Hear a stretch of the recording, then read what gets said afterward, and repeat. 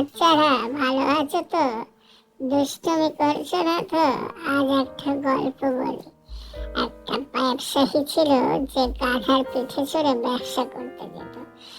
একদিন নুন বোঝাই করে সে ব্যবসা করতে যাওয়ার সময় গাধাটা হট করে একটা খালে পড়ে যায়।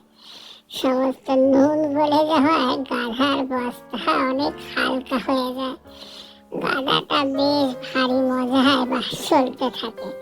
পরের বার ব্যবসায়ীটা যখন ব্যবসা করতে যায় নুনের বদলে এক বস্তা তুলো নিয়ে নেয়।